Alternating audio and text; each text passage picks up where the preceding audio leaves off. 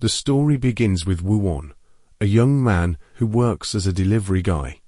He's seen riding his scooter through the busy streets of the city, passing tall buildings, cars, and buses on a bright, sunny day. Woo-won is heading to an exclusive, upscale residential area, known for being home to wealthy residents.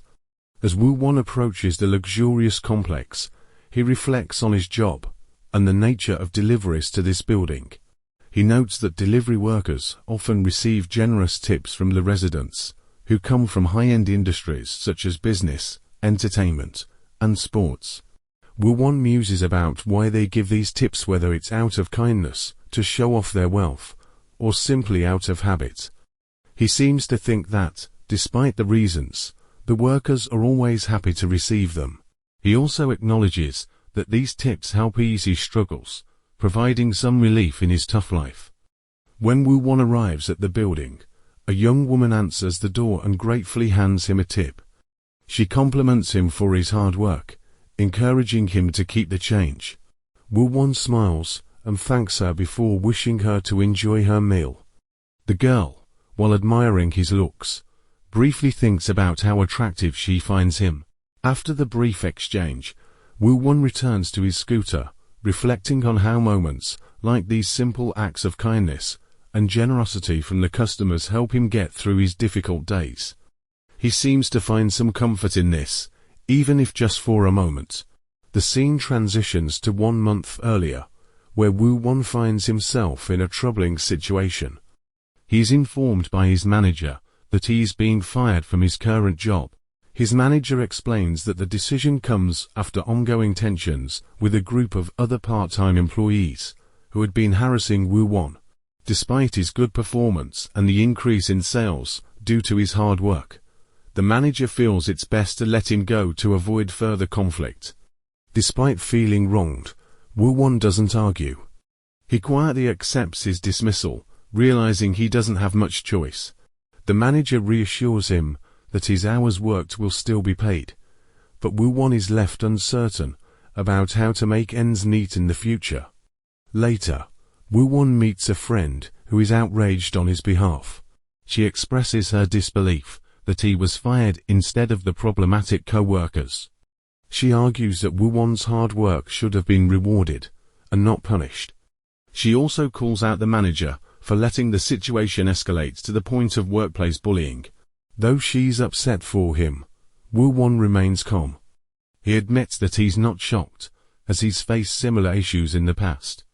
He's more concerned about finding another job, especially since this one was his highest-paying job so far. His friend, eager to help, suggests that Woo-won look into other delivery-related jobs, like working for a pizzeria that her aunt runs. She mentions that the business is doing well, and that her aunt is hiring part-time delivery drivers. Woo-won, although hesitant, agrees to consider it. His friend provides some additional advice, saying that delivery jobs in the area often involve tipping from wealthy customers. She tells Woo-won that since the pizzeria is near affluent neighborhoods, like the one he just delivered to, it could be a great opportunity to earn extra money through tips. She also mentions that her aunt only hires attractive people, a statement which she believes is one of the reasons for the business's success. This, in turn, could mean Woo-won will have an easier time landing the job. Woo-won is intrigued, but still uncertain. Despite his doubts, he agrees to give it a try, mainly because he needs a job, and the potential for tips sounds promising. The next day, Woo-won attends the interview at the pizzeria. The process is quick and simple. The manager, impressed with his appearance and demeanor, tells him he can start immediately. Woo-won is relieved, but still feels anxious about the future. He realizes this job might be the fresh start he needs, even though it's unclear how it will turn out. Back in the present, Woo-won checks his phone and sees a text message from his mother, expressing concern for him. She apologizes for her worrying and asks if he's tired or busy, and if she should visit him. Woo-won feels frustrated, thinking that his mother always seems to apologize and act concerned, even though he's told her not to. Here she goes again. I've told her not to feel sorry for me. He puts on his helmet, preparing to leave. The scene shifts to a car, where Seo-an, the protagonist, is driving. Inside the car, Seo-an receives a phone call from his older brother, Kong Seo-jin, who starts criticizing him harshly. Seo-jin on the phone. You think you're the only one with problems. Quit playing the victim and get back to work. Seo-jin accuses Seo-an of malingering and tells him to stop using his health issues as an excuse. This intensifies the frustration Seo-an already feels, as he has been dealing with panic disorder and other personal struggles. Seo-an ends the call, upset by his brother's lack of understanding. He throws his phone behind him in frustration, calling his brother disrespectful. Soon after, Seo-an receives a message from Kong Seo-jin about his return to Korea in September, hinting that something significant is planned, though Seo-an is too distracted to pay much attention. He looks out the window, tired and overwhelmed by everything around him: his family's pressure, his struggles with panic attacks, and the constant cycle of his life. Seo-an thinking, I'm tired of everything. This scene highlights the emotional turmoil Seo-an is experiencing as he tries to navigate his family dynamics and his own mental health struggles. We kick things off in the Up Pizza building. People are walking in and out, grabbing their pizza and living their lives.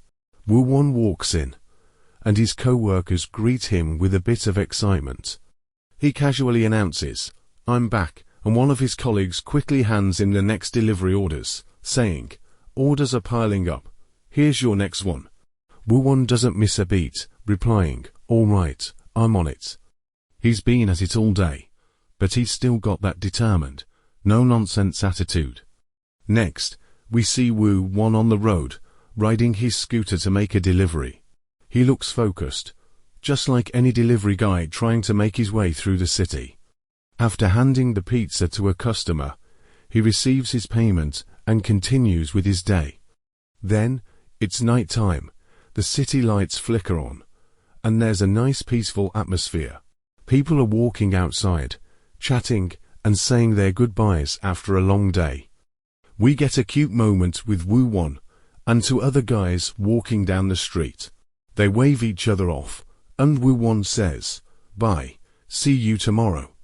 The camaraderie is clear, and it's just a small slice of his world, nothing fancy, but real and relatable. As Woo-won gets on a bus, we see him staring out the window, reflecting on his day. The city looks beautiful at night, with all the lights shining. Woo-won thinks to himself, another day flew by. Why does time pass so quickly?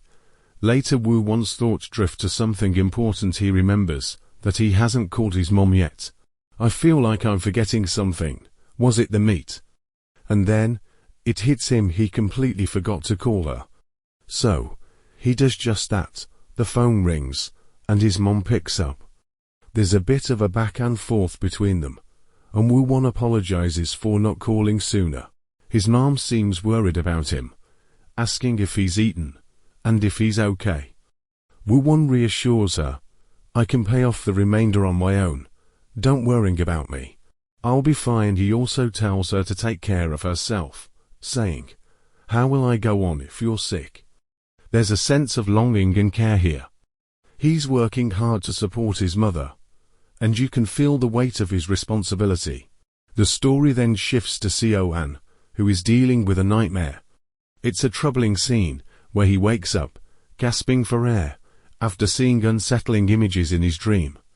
He's clearly struggling with panic and anxiety, and the moment is unsettling. He quickly takes his medication, trying to calm down. This gives us a glimpse into Seo-an's world, which is vastly different from Woo-won's. While Woo-won is working hard to survive, Seo-an is trapped in his own mental battles. The stark contrast between their lives is becoming clearer. Then it's back to Up Pizza, and someone shouts out, Woo-won, I've got 2 orders for you. He looks down at the receipts and spots one of the addresses. It's the Gold Palace. His co-worker, with short hair, mentions that it's a place where people tip the most. Woo-won responds, yeah, it is, More people use cash than I thought. This sparks a bit of a conversation between his co-workers, and we learn that Up Pizza is actually trending on social media.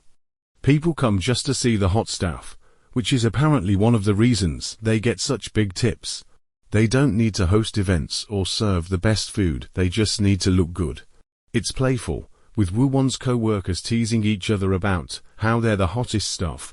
There's even some light-hearted banter about how people tip based on appearance, with one of the co-workers mentioning, "You're telling me folks tip you for that?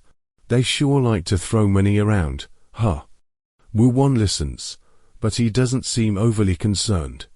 He knows that tipping culture is just a part of the job.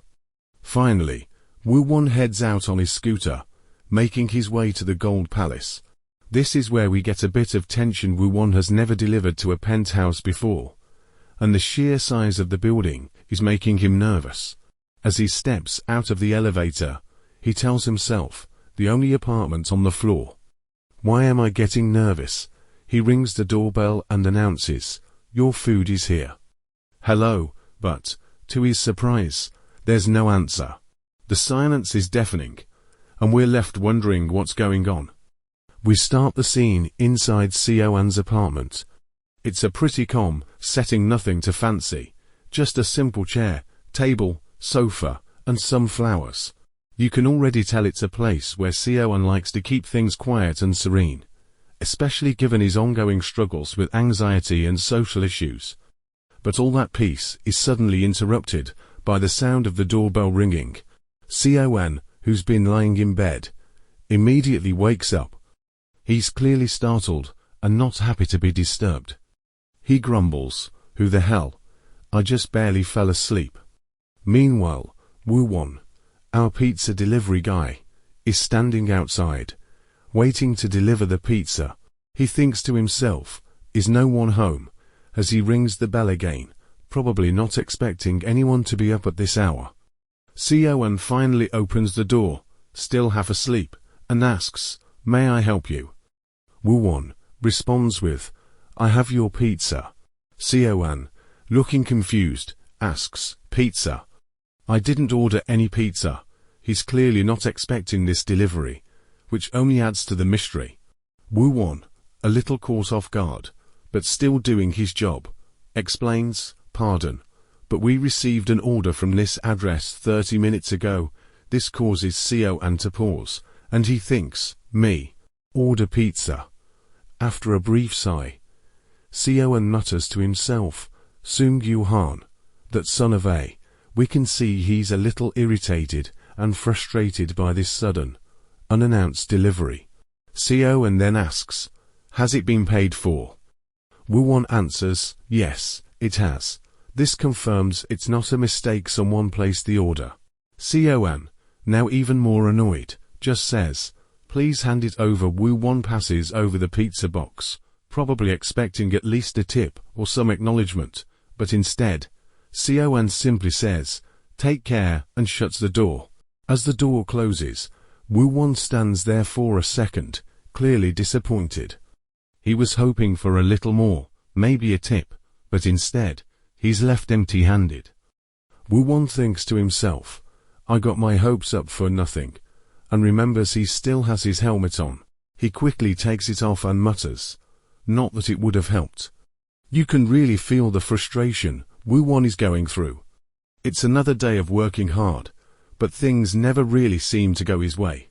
Inside the apartment, Seo-an is now on the phone with Seung-yu-han, who seems to be the one behind the whole pizza fiasco. Yu-han picks up, and we hear his voice from the speaker, "You finally picked up." Seo-an, not holding back his irritation, asks, "Why'd you have pizza delivered to my house?" Yu-han responds, "Oh, it arrived. We haven't met in a while, so I thought we could have lunch together." Seo-an, still annoyed, snaps back, "So you placed a damn order without letting me know beforehand." Yu-han, sounding casual as ever, asks, "Why? Was answering the door uncomfortable? I thought you were fine with small talk." This irks Seo-an even more, and he responds, "I can handle it, but that doesn't make it comfortable." Worst of all, You woke me up